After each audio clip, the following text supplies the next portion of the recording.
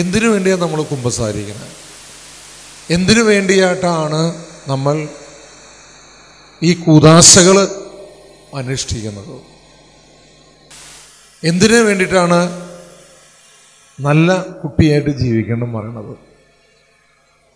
അതിനൊരു ചെറിയ ചെറിയ ഭാഗങ്ങളിലേക്ക് കർത്താവ് ആഗ്രഹിക്കുന്നത് നമുക്ക് 1 തെസ്സലോനിക്കക്കാർക്ക് എഴുതിയ ലേഖനത്തിലെ 1 തെസ്സലോനിക്ക ബൈബിൾ ഉണ്ടെങ്കിൽ എടുത്ത് നോക്കാം.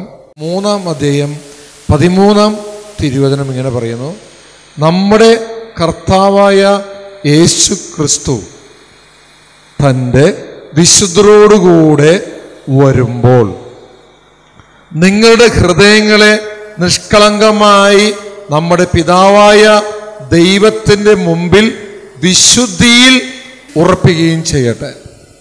ആമേൻ. ഹല്ലേലൂയ. എന്നോർക്കെ പറഞ്ഞ് ഹല്ലേലൂയ. അടുത്തിരിക്കുന്ന വ്യക്തിയുടെ കൈപിടിച്ചുകൊണ്ട് ചോദിക്കാം, വല്ലതും മനസ്സിലായി ചോദിച്ചേ. ഇനി വേറൊരു വചനം കൂടി ഞാൻ പറഞ്ഞ് ഞാൻ അങ്ങടേക്ക് ഫ്രണ്ടിലേക്ക് വരാം. ആമേൻ. ഹല്ലേലൂയ. 1 പത്രോസ് 1-ാം അധ്യായം 15 മുതൽ തിരുവചനം: നിങ്ങളെ വിളിച്ചവൻ പരിശുദ്ധനായിരിക്കുന്നത് പോലെ എല്ലാ പ്രവർത്തികളിലും നിങ്ങൾ പരിശുദ്ധരായിരിക്കുവിൻ. ഇങ്ങനെ എഴുതപ്പെട്ടിരിക്കുന്നു: ഞാൻ പരിശുദ്ധനായിരിക്കുന്നത് കൊണ്ട് നിങ്ങളും പരിശുദ്ധരായിരിക്കുവിൻ. ആമേൻ. ഹല്ലേലൂയ. ശക്തി പറഞ്ഞ ഹല്ലേലൂയ. ഇപ്പം എന്തിനു വേണ്ടിയിട്ടാണ് നമ്മൾ വിശുദ്ധിയിൽ ജീവിക്കാൻ പറയുന്നത്? വിശുദ്ധ മത്തായി എഴുതിയ സുവിശേഷം 25-ാം അധ്യായത്തില് ക്രിസ്തുവിൻ്റെ 2-ാം വരവിനെ കുറിച്ച് പറയുന്നുണ്ട്. ഈ ക്രിസ്തുവിൻ്റെ 2-ാം വരവിനെ കുറിച്ച് പറയുമ്പോൾ അതിൽ പറയുന്നുണ്ട്, അവൻ വാനമേഘങ്ങളോടുകൂടെ അവൻ കടന്നു വരുന്നുണ്ട്. ഈ കടന്നു വരുന്ന സമയത്ത് അവൻ പറയുന്നത് വിശുദ്ധരോടുകൂടിയാണ് കടന്നു വരുന്നത് എന്ന് ആര് പറയുന്നു? നമ്മൾ നേരത്തെ തെസ്സലോനിക്കക്കാർക്ക് എഴുതിയ ലേഖനം 3-ാം അധ്യായത്തിൽ നമ്മൾ അതിൻ്റെ അവസാനത്തെ വചനങ്ങൾ നമ്മൾ വായിച്ചു. 3-ാം അധ്യായത്തിൽ വിശുദ്ധരോട് കടന്നു വരുമ്പോൾ നമുക്ക് ഉണ്ടാകേണ്ട ക്വാളിഫിക്കേഷൻ എന്ത് ക്വാളിഫിക്കേഷനാ? നമുക്കുണ്ടാകേണ്ട ക്വാളിഫിക്കേഷൻ. ഞാൻ പറഞ്ഞപ്പോൾ പെട്ടെന്ന് ക്വാളിഫിക്കേഷൻ എന്ന് പറഞ്ഞപ്പോൾ എനിക്ക് ചിന്ത വരികയാണ്. അതായത് ഞാൻ ഇങ്ങനെ ശുശ്രൂഷയിലേക്ക് കടന്നു വന്നു കഴിഞ്ഞപ്പോഴാണ് ഈ ക്വാളിഫിക്കേഷൻ്റെ അർത്ഥം മനസ്സിലായേ. എന്ത് ക്വാളിഫിക്കേഷൻ? വചനം പറയണമെങ്കിൽ അതിന് ക്വാളിഫിക്കേഷൻ വേണം. കൗൺസിലിംഗ് നടത്തണമെങ്കിൽ അതിൻ്റെ ഒരു ക്വാളിഫിക്കേഷൻ വേണം. ചില കാര്യങ്ങൾക്ക് വിദ്യാഭ്യാസത്തിൻ്റെ ക്വാളിഫിക്കേഷൻ വേണം. അപ്പം എൻ്റെ ബേസിക് ക്വാളിഫിക്കേഷൻ 101 മാർക്കാണ്. എന്തില്? 10-ാം ക്ലാസ്സിൽ. മരമണ്ടന. അമ്മേ ഹല്ലേലൂയ. എങ്ങനെ? മരമണ്ടന. പഠിക്കാൻ തീരെ മണ്ടന. അതുകൊണ്ടാണ് 1985-86 കാലഘട്ടത്തിൽ SSLC എഴുതി കഴിഞ്ഞപ്പോൾ എനിക്ക് 101 മാർക്ക് കിട്ടി. അന്ന് ജസ്റ്റ് പാസ് എന്ന് പറഞ്ഞാൽ 210 മാർക്കാണ്. അതുപോലും പാസ്സാവാൻ പറ്റാത്ത മരമണ്ടന. നിങ്ങൾ അതിനും എടുക്കന്മാരല്ലേ? ഹല്ലേലൂയ. അപ്പോ ഈ ക്രിസ്തുവിന്റെ വരവില് ക്രിസ്തു ക്വാളിഫിക്കേഷൻ നോക്കും. എന്ത് ക്വാളിഫിക്കേഷൻ നോക്കുന്നത്? ഈ വ്യക്തികള് സ്വർഗത്തിലേക്ക് പോകാനുള്ള വിശുദ്ധിയുടെ നിഷ്കളങ്കതയുടെ ക്വാളിഫിക്കേഷൻ ഉണ്ടോ? കാരണം അവൻ പരിശുദ്ധനാണ്. അവൻ പരിശുദ്ധനായിരിക്കുന്ന പോലെ നമ്മളും പരിശുദ്ധരായി മാറണം. അപ്പം അവൻ വാനമേഘങ്ങളിൽ വിശുദ്ധരോടൊപ്പം കടന്നു വരുമ്പോൾ ഭൂമിയിലേക്ക് നോക്കുമ്പോൾ അടുത്തിരിക്കുന്ന വ്യക്തിയുടെ കൈപിടിച്ചിട്ട് പറയാം, നമ്മളൊക്കെ ക്വാളിഫൈഡ് ആവണം എന്ന് പറയാം. എങ്ങനെ? ഞാൻ പറയാൻ കാരണം ഈ 10-ാം ക്ലാസ് തോറ്റു എന്ന് പറയുന്ന കാരണം ഞാനൊരു 10-12 വർഷങ്ങൾക്ക് മുമ്പ് ദുബായിലേക്ക് ധ്യാനിപ്പിക്കാൻ ആദ്യമായിട്ട് വിളിക്കാമെന്ന്. 1 മാസത്തേക്ക് വേണ്ടി വിളിക്കണം അന്ന്. അപ്പം ഞാനെല്ലാം തയ്യാറായി, ദുബായിലേക്ക് ധ്യാനിപ്പിക്കാൻ എല്ലാം തയ്യാറായി. ഇങ്ങനെ ഫുൾ സ്ലീവ് ഷർട്ടും ഇൻസൈഡും ഷൂവും ഒക്കെ ഇട്ട് ഗ്ലാമറായി. 10 വർഷം മുമ്പ് ഞാൻ വയസ്സല്ല പോയിസണായി. അങ്ങനെ പോയി നേരെ നെടുമ്പാശ്ശേരി എയർപോർട്ടിൽ ഞാൻ വന്ന് നിൽക്കുക. ആ നിൽക്കുന്ന സമയത്ത് എൻ്റെ പാസ്പോർട്ട് ചെക്കിങ് നടക്കുമ്പോൾ എമിഗ്രേഷൻ ഉദ്യോഗസ്ഥർ ഇത് നോക്കിക്കഴിഞ്ഞപ്പോൾ ഇങ്ങോട്ട് എൻ്റെ മുഖത്തേക്ക് നോക്കി. കാരണം 10ാം ക്ലാസ് തോറ്റവർക്ക് അതിലൊരു അടയാളമുണ്ട്, എമിഗ്രേഷൻ ക്ലിയറൻസ്. ചേച്ചി എവിടേക്കാണ് പോകുന്നത്? ദുബായിലേക്ക്. എന്തിനാ പോകുന്നത്? ഞാനൊരു കോൺഫറൻസ്. ഈ 10ാം ക്ലാസ് തോറ്റ ആളാ. ഈ 10ാം ക്ലാസ് തോറ്റവർക്ക് പാസ്പോർട്ടിൽ എന്തുണ്ട്? ഒരു പ്രത്യേക സീലുണ്ട്. മനസ്സിലാവുന്നുണ്ടോ? അപ്പയ്ക്ക് മനസ്സിലായി, ഫുൾ സ്ലീവ് ഷർട്ട് ഇട്ടുകൊണ്ടോ ഇൻസൈഡ് ചെയ്തുകൊണ്ടോ ഷൂ ഇട്ടുകൊണ്ടോ ഷേവ് ചെയ്ത് ഗ്ലാമർ ആയതുകൊണ്ടോ മുഖത്ത് എന്നാ പറയാ പരട്ടിയത് കൊണ്ടോ മുടി കറുപ്പിച്ചതുകൊണ്ടോ ഒന്നും അങ്ങോട്ട് കിടക്കാൻ പറ്റില്ല എന്ന് മനസ്സിലായി. അടുത്തിരിക്കുന്ന വ്യക്തി എടുത്ത് പറയാം, വല്ലതും മനസ്സിലായി ചോദിച്ച്? മനസ്സിലായ ക്രിസ്തുവിന്റെ 2ാം വരവിൽ അവൻ വാനമേഘങ്ങളിൽ പ്രത്യക്ഷപ്പെട്ടു വരുമ്പോൾ, വിശുദ്ധരോടൊപ്പം വരുമ്പോൾ ഭൂമിയിലേക്ക് നമ്മളെ നോക്കും. അപ്പൊ നീ വലിയ ഗ്ലാമറായി ഇരുന്നുകൊണ്ടതും കാര്യമില്ല. നിനക്ക് ബേസിക് ക്വാളിഫിക്കേഷൻ ഉണ്ടോ എന്ന് നോക്കും. ഇല്ലെങ്കിലോ അവർ തടയും വഴിയിൽ. അതുവരെ എൻ്റെ അമ്മയും അപ്പനും അല്ലെങ്കിൽ എൻ്റെ സഹോദരങ്ങളും, എൻ്റെ അമ്മയാണ് ഏറ്റവും കൂടുതൽ കരഞ്ഞിട്ടുള്ളത്. മോനെ പഠിക്കടാ പഠിക്കടാ പഠിക്കടാ പഠിക്കടാ പഠിക്കടാ എന്ന് പറയുമ്പോൾ പറ്റിച്ച് അന്ന് പഠിക്കടാ. ഇതുപോലെ തന്നെ ഇന്ന് സഭ ദേവാലയങ്ങളിലും കാറ്റിസം ക്ലാസ്സുകളിലും കൺവെൻഷൻ ഗ്രൗണ്ടുകളിലും താമസിച്ചുള്ള ധ്യാന സെന്ററുകളിലും യൂട്യൂബിലൂടെയും വ്യക്തിപരമായും വിശുദ്ധ ഗ്രന്ഥത്തിലൂടെയും കുടുംബപരമായിട്ടും മക്കളെ നന്നാവടാ എന്ന് പറയുമ്പോൾ കണ്ട ഇല്ലങ്ങളിലേക്കും പല സ്ഥലത്തും ചാടി മറിഞ്ഞ് തിരിഞ്ഞ് എനിക്കറിയാം എന്ന് അഹങ്കരിച്ചു പോകുമ്പോൾ, ഹല്ലേലൂയ പറഞ്ഞ ഹല്ലേലൂയ. മനസ്സിലാകുന്നുണ്ടോ? അന്ന് അവന്റെ മുമ്പിൽ എത്ര ഗ്ലാമറായിട്ട് നിന്നിട്ടും കാര്യമില്ല. എന്നുറക്കെ പറഞ്ഞ ഹല്ലേലൂയ. Praise the Lord. എനിക്ക് പെട്ടെന്ന് ഒരു വചനം ഓർമ്മ വന്നു. ക്വാളിഫിക്കേഷൻ ആയിട്ടില്ലെങ്കിൽ, ഇല്ലെങ്കിൽ ബേസിക്കായിട്ട് ഒരു ഒരുക്കല്ലെങ്കിൽ നമ്മളെ കൊണ്ടുപോകുന്ന ഒരു സ്ഥലത്തെ കുറിച്ച് ക്രിസ്തുവിന് 750 വർഷങ്ങൾക്ക് മുമ്പ് യേശയ്യാ പ്രവാചകൻ എഴുതിയ ഒരു വചനമാണ് എനിക്ക് ഓർമ്മ വന്നത്. ഒന്നുറക്കെ പറഞ്ഞ ഹല്ലേലൂയ. വചനം ഒന്ന് വായിക്കട്ടെ. യേശയ്യാ പ്രവാചകം 14-ാം അധ്യായത്തിലെ 9 മുതൽ 20. അതായത് ക്വാളിഫിക്കേഷൻ ഇല്ലാതെ നിൽക്കുന്ന ഒരു വ്യക്തിയാണെങ്കിൽ, വിദ്യാഭ്യാസം ഇല്ലാതെ നിൽക്കുന്ന ഒരു വ്യക്തിയാണെങ്കിൽ, ആത്മീയ വിദ്യാഭ്യാസം ഇല്ലാത്തൊരു വ്യക്തിയാണെങ്കിൽ ഇതിൽ പറയുകയാണ് 9 മുതൽ 20. നീ ചെല്ലുമ്പോൾ സ്വീകരിക്കാൻ താഴെ പാതാളം ഇളകി മറിയും. ഒന്ന് കൈയടിച്ചേ. എന്നാ പറഞ്ഞ? ക്വാളിഫിക്കേഷൻ ഇല്ലാതെ ഫെയിലറായിട്ട് നമ്മൾ ഇരിക്കുകയാണെങ്കിൽ, ഈശോ നമ്മളെ സ്വീകരിച്ചിട്ടില്ലെങ്കിൽ വേറൊരു ഭാഗം നമ്മളെ സ്വീകരിക്കാനിരിക്കുന്നുണ്ട്. അതിനെ കുറിച്ചാണ് പറയുന്നത്. എന്നാ പറഞ്ഞത്? നീ ചെല്ലുമ്പോൾ സ്വീകരിക്കാൻ താഴെ പാതാളം ഇളക്കി മറിയാം. വാ മോനെ, വാ മോളെ, ഇങ്ങി വാ. അടുത്ത വചനം വായിച്ചേ. നിന്നെ സ്വാഗതം ചെയ്യാൻ അത് ഭൂമിയിൽ അധിപന്മാരായി ഇരുന്നവരുടെ പ്രേതങ്ങളെ ഉണർത്തുന്നു. എന്തായാലും വചനം പറഞ്ഞ് നീ വ്യക്തമായി മനസ്സിലാക്കി എടുക്ക. നിന്നെ സ്വീകരിക്കാൻ, നമ്മളെ സ്വാഗതം ചെയ്യാൻ വേണ്ടി ഭൂമിയിൽ അധിപന്മാരായിരുന്നവര്, പിന്നെ ഞാനാണ് ശരി, ഞാൻ ഭരിക്കും, ഇല്ലേ, ഞാനൊരു ഏകാധിപതിയാണ് എന്ന് പറഞ്ഞുകൊണ്ട് ഭൂമിയെ, പണം തന്നെയാണ് പണത്തിന്റെ വിത്ത്.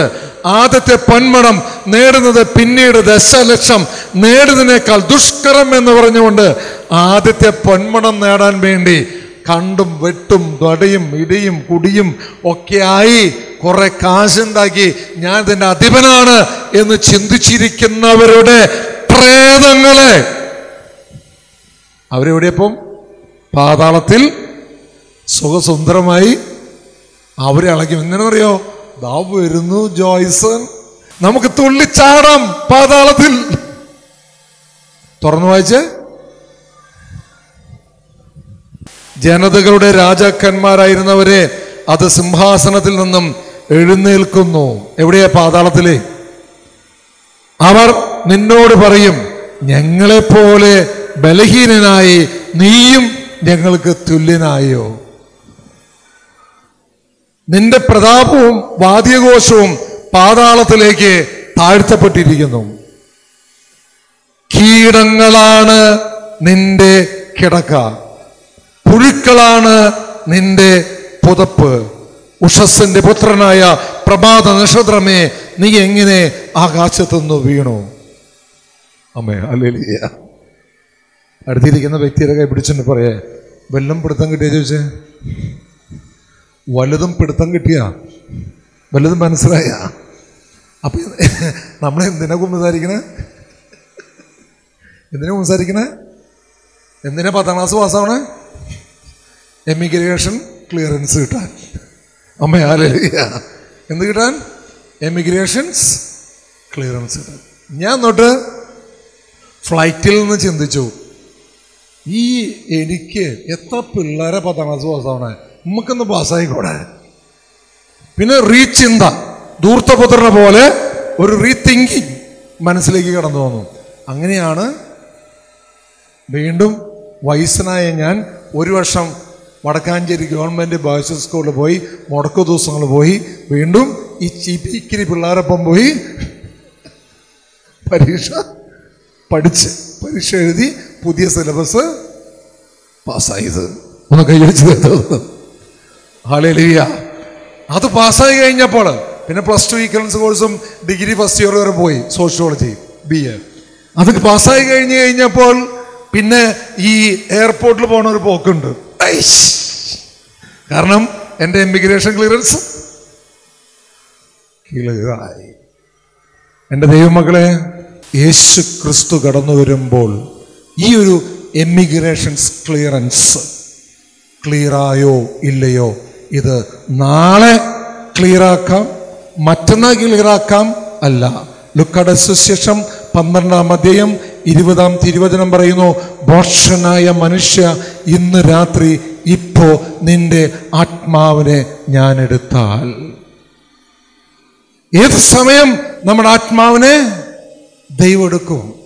ഒരു അപകടങ്ങളായിരിക്കാം, അല്ലെങ്കിൽ ഹാർട്ട് അറ്റാക്ക് ആയിരിക്കാം, അല്ലെങ്കിൽ മാരക രോഗങ്ങളായിരിക്കാം, എന്തോ ആകട്ടെ, ഏത് സമയം എന്തും നമ്മുടെ ജീവിതത്തിൽ സംഭവിക്കാം. അതറിയണമെങ്കിൽ നിങ്ങൾ മെഡിക്കൽ കോളേജിലേക്ക് വീണ്ടും കൊണ്ടുവരും, മോർച്ചറിയിലേക്ക്. ഇനി ഞാൻ ഇടയ്ക്കിടയ്ക്ക് പോകും. കാരണം ഒരു മനുഷ്യനെ കീറി മുറിക്കുന്നതും തുന്നിക്കെട്ടുന്നതും അത് മോർച്ചയ്ക്ക് അകത്ത് എടുത്തു കൊണ്ടുവരുമ്പോഴും മനുഷ്യൻ ഇത്രയേ ഉള്ളൂ എന്ന് കാണുന്നത് അവിടെ വെച്ചാ. നഗ്നനായി കിടന്ന് ഇല്ലേ, അവിടെ പോലീസ് ഇൻക്വസ്റ്റ്, ആണായാലും പെണ്ണായാലും കീറി മുറിച്ച് വണ്ടിടിച്ച രൂപത്തിൽ ഇങ്ങനെ കിടക്കുന്നൊരു ഭാഗം കണ്ടു കഴിഞ്ഞാലേ, ഓ, മനുഷ്യനൊന്നുമല്ല എന്ന് അപ്പം മനസ്സിലാകും. എന്നിട്ടിങ്ങനെ അഹങ്കരിക്കുക ഇല്ലേ, എനിക്കിഷ്ടംപോലെ കാശുണ്ട്, എനിക്ക് ഇഷ്ടംപോലെ വിദ്യാഭ്യാസമുണ്ട് എന്ന് അഹങ്കരിച്ചും അല്ലെങ്കിൽ എല്ലാം നേടി നഗരിച്ചിരിക്കുമ്പോൾ പെട്ടെന്നൊരു സുപ്രഭാതത്തിൽ ഒറ്റ പൊട്ട. എന്ത് പൊട്ടില്ലേ? നമ്മുടെ ആത്മാവിനെ അങ്ങോട്ട് വിളിക്കും. ആ വിളിക്കുമ്പോൾ ആ എമിഗ്രേഷൻസ് അല്ലെങ്കിൽ ക്വാളിഫിക്കേഷൻ ക്ലിയർ അല്ലെങ്കിൽ കാര്യം പോക്ക. കീടങ്ങളാണ് എന്താ പറഞ്ഞതില് നിന്റെ കിടക്ക. അപ്പൊ പുതപ്പോ? പുഴുക്കളാണ് നിന്റെ പുതപ്പ്. ഈ പുഴുക്കള് പുതഞ്ഞിരിക്കുന്നത് നിങ്ങൾ കണ്ടിട്ടുണ്ടോ ശവശരീരത്തുമ്മ? അയ്യോ, ജീവിച്ചിരിക്കുമ്പോൾ തന്നെ ഈ പുഴുക്കള് കയറി പിടിക്കും. കാരണം ഞങ്ങൾ ആകാശപ്പുറമുള്ള ശുശ്രൂഷകൾ 100 രോഗികളെ നോക്കിയിട്ടുള്ളവരാണ് ഞാൻ. അതൊക്കെ ഞങ്ങൾ തെരുവിൽ നിന്ന് എടുത്തുകൊണ്ടിരുന്ന സമയത്ത് അവരെ ക്ലീൻ ചെയ്യുമ്പോൾ അവിടെ ആ കെട്ടുകളൊക്കെ മാറ്റുമ്പോൾ ജീവനുള്ള പുഴുക്കൾ ഇങ്ങനെ തുള്ളി ചാർന്നത് കാണാം. ഡിസ്കോ ഡാൻസ് കളിച്ച് ഇങ്ങനെ ആ ഭാഗം ഇങ്ങനെ തുരന്ന് ശരീരത്തിൻ്റെ ഭാഗങ്ങൾ തുരന്ന് അതിങ്ങനെ കവണ പോലെ ഒരു സാധനം കൊണ്ട് ഞങ്ങൾ ഓരോന്ന് പിറക്കിയെടുത്ത് ഒരു പ്രാവശ്യം ഞാനും തോമസ് ബ്രദറും ഒരു കുപ്പിയിൽ കിട്ടിയത് എത്രയാ? 600-700 പുഴുക്കളെയാ ഒരു മനുഷ്യൻ്റെ ശരീരത്തിൽ നിന്ന്.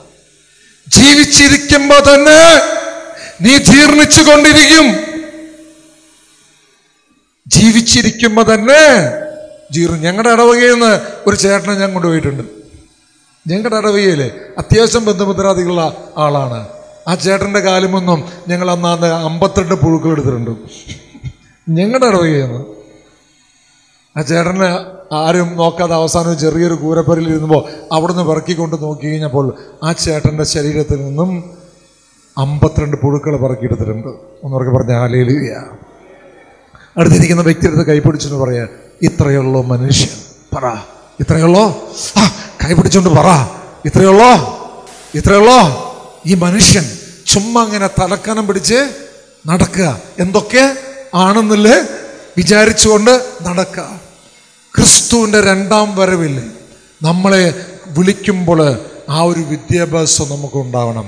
വീണ്ടും തെസ്സലോനിക്കർക്ക് എഴുതിയ ലേഖനം 1 തെസ്സലോനിക്ക 4-ാം അധ്യായം 3 മുതൽ തിരുവചനത്തിൽ പറയുന്നു, നിങ്ങളുടെ വിശുദ്ധീകരണമാണ് ദൈവം അഭിലഷിക്കുന്നത്. അസന്മാർഗീയതയിൽ നിന്നും നിങ്ങൾ ഒഴിഞ്ഞു മാറണം. നിങ്ങൾ ഓരോരുത്തരും സ്വന്തം ശരീരത്തെ വിശുദ്ധിയിലും മാന്യതയിലും കാത്തു സൂക്ഷിക്കേണ്ടത് എങ്ങനെയെന്ന് അറിയണം. ദൈവത്തെ അറിയാത്ത വിജാതീയരെ പോലെ കാമവികാരങ്ങൾക്ക് നിങ്ങൾ വിധേയരാകരുത്. ഈ വിഷയത്തിൽ നിങ്ങൾ വഴിപിഴയ്ക്കരുത്. ആമേൻ, ഹല്ലേലൂയ. ദൈവത്തിൻ്റെ പരിശുദ്ധാത്മാവ് നമ്മുടെ അടുത്ത് പറയുന്നത് ഓരോ നിമിഷവും നമ്മൾ അപ് ടു ഡേറ്റായി മാറണം. കമ്പ്യൂട്ടറിൽ നമ്മൾ നോക്കാറില്ലേ, ചിലപ്പോൾ ഹാങ്ങായി മാറും. അപ്പോൾ എന്ത് ചെയ്യും മോനെ? കമ്പ്യൂട്ടർ ഹാങ് ആകുമ്പോൾ എന്ത് ചെയ്യും? ആരും കമ്പ്യൂട്ടർ ബന്ധപ്പെട്ട ആരും ഇല്ലേ? മൊബൈല് ഹാങ് ആകുമ്പോൾ നമ്മൾ എന്ത് ചെയ്യും? ഒന്നുകിൽ ഓഫാക്കി ഓൺ ചെയ്യും, അല്ലെങ്കിൽ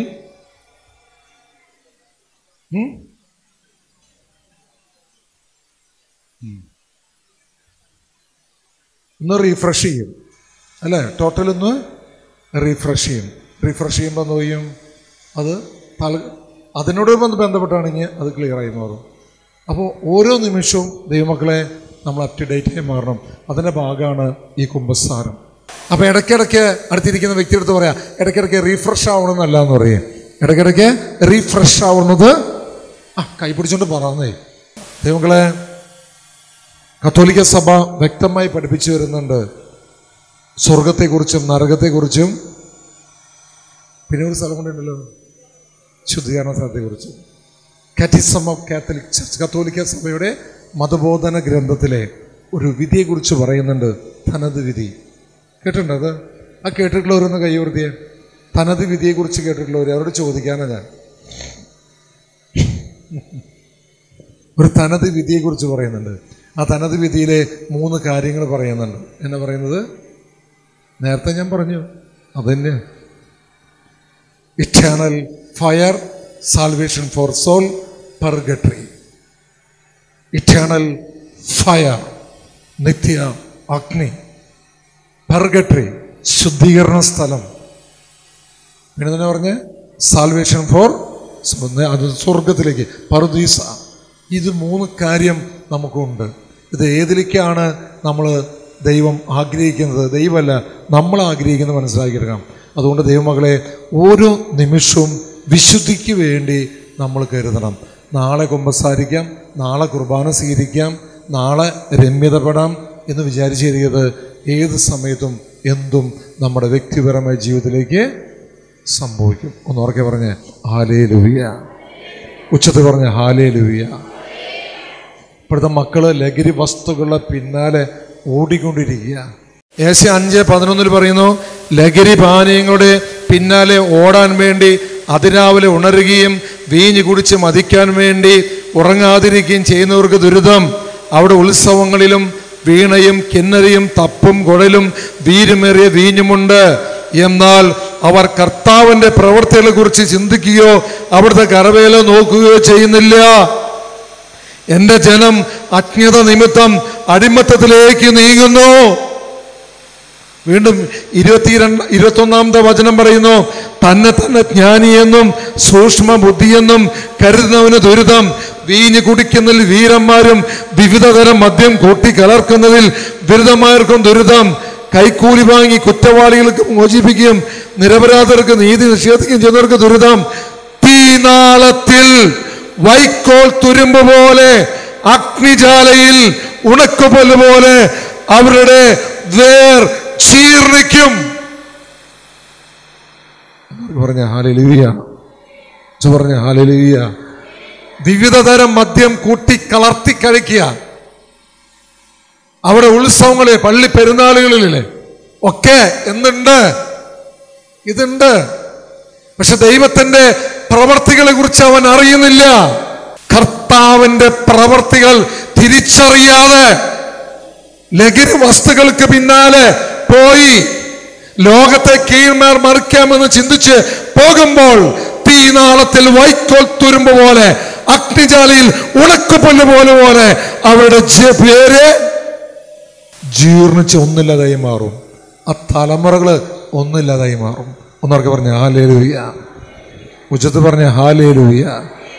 അതുകൊണ്ട് ദൈവമക്കളെ, പത്രോസ് എഴുതിയ ലേഖനത്തെ പത്രോസിൽ പറഞ്ഞില്ലേ, അവൻ പരിശുദ്ധനായിരിക്കുന്നത് പോലെ നമ്മളും പരിശുദ്ധരായിരിക്കുക. കാരണം നമ്മൾ ചിരഞ്ജീവികളല്ല, മരണമില്ലാത്തവനല്ല. ഈ ശരീരത്തെ എന്തു വേണമെങ്കിൽ എപ്പോൾ വേണമെങ്കിലും സംഭവിക്കാം. ഒന്നോർക്കെ പറഞ്ഞ ഹല്ലേലൂയ. ഞാനിവിടെ ശുശ്രൂഷ ചെയ്യുന്നുണ്ടെങ്കിൽ ഞാൻ അഭിമാനത്തോട് പറയാണ്, 33 വർഷം ലോക ജീവിതം ഞാൻ നയിച്ചു. 33 വർഷത്തോളം. എൻ്റെ ഇടവകയിൽ ചിലപ്പോൾ ഞാൻ എല്ലാ ദിവസം പള്ളിയിലേക്ക് പോകുന്ന വ്യക്തിയായിരിക്കാം, ഞാൻ ഗാരിസം പഠിച്ച വ്യക്തിയായിരിക്കാം, ജീസസ് യൂത്തിലുള്ള വ്യക്തിയായിരിക്കാം, വിൻസെൻ്റ് പോൾ വ്യക്തിയായിരിക്കാം, ഓൾട്ടർ ബോയ് ആയിരിക്കാം. പക്ഷെ എൻ്റെ കർത്താവിനറിയാം എൻ്റെ വിശുദ്ധി എത്രമാത്രം ഉണ്ടോ. പക്ഷെ ആ ഒരു തിരിച്ചറിവ്, യഥാർത്ഥത്തിൽ ഒരു തിരിച്ചറിവ് എനിക്ക് കിട്ടുന്നത് 33-ാമത്തെ വയസ്സിലാണ്. ഭാര്യയും 3 മക്കളുള്ളപ്പോഴാണ്. 33-ാമത്തെ വയസ്സിലാണ് ഒരു തിരിച്ചറിവ് കിട്ടുന്നത്, നീ വെള്ളയടിച്ച കുഴിമാടത്തിൽ നിന്നും മാറണം. യഥാർത്ഥ വിശുദ്ധിക്ക് വേണ്ടി, യഥാർത്ഥ ഒരു ക്രിസ്ത്യാനിയായി ജീവിക്കാൻ ഞാൻ കടന്നു വരണം. ഇല്ലെങ്കിൽ കീടങ്ങളാണ്, അല്ലെങ്കിൽ പുഴുക്കളാണ് നിനക്ക്. ആമേ. ആ ഒരു തിരിച്ചറിവ് 2003 നവംബറിൽ തൃശ്ശൂർ കപ്പുച്ചൻ ധ്യാന മന്ദിരത്തിൽ കാലിവരിൽ വെച്ച് ധ്യാനം കൂടിക്കൊണ്ടിരിക്കുന്ന സമയത്ത് ദൈവത്തിന്റെ പരിശുദ്ധാത്മാവ് വെളിപ്പെടുത്തി തന്നു. അന്ന് തുടങ്ങിയ യുദ്ധം ഇപ്പം 18 വർഷം. ഈ നീണ്ട 18 വർഷത്തോളം ആ യുദ്ധം ഇങ്ങനെ പോയിക്കൊണ്ടിരിക്കുക. കേരളത്തിന്റെ പുറത്തും ഇന്ത്യയുടെ പുറത്തും ഇപ്പം ചാനലിലൂടെയും ലോകം മുഴുവൻ ഞാൻ അറിഞ്ഞ ഈ സത്യം കൊടുക്കാൻ വേണ്ടി രാത്രിയും പകലും ഓടിക്കൊണ്ടിരിക്കുക. ആരെന്നറിയോ? 33 വർഷത്തെ ഒരുപാട് പാപത്തിന്റെ ചേറുകള് എന്നിലുണ്ട്. അതിൽ നിന്ന് വെറും കുമ്പസാരിച്ച മാത്രം പോരല്ലോ, അതിന്റെ പാപത്തിന്റെ പരിഹാരം ലഭിക്കാൻ വേണ്ടി കാരുണ്യ പ്രവർത്തനങ്ങളും വചന പ്രഘോഷങ്ങളുമായി ഇങ്ങനെ പോയിക്കൊണ്ടിരിക്കുക. ആമേൻ, ഹല്ലേലൂയ. എൻ്റെ ദൈവമക്കളെ, ആ ദൈവത്തെ നമ്മൾ ഒന്ന് അനുഭവിച്ചറിയണം. ആ ദൈവത്തോടുകൂടി നമ്മൾ ആയിരിക്കണം. ആ ദൈവസ്നേഹം എന്തെന്ന് നമ്മൾ തിരിച്ചറിയണം. ആ തിരിച്ചറിഞ്ഞാലുണ്ടല്ലോ പിന്നെ ഒരിക്കലും ആ പഴയതിലേക്ക് നമ്മൾ കടന്നു പോകില്ല.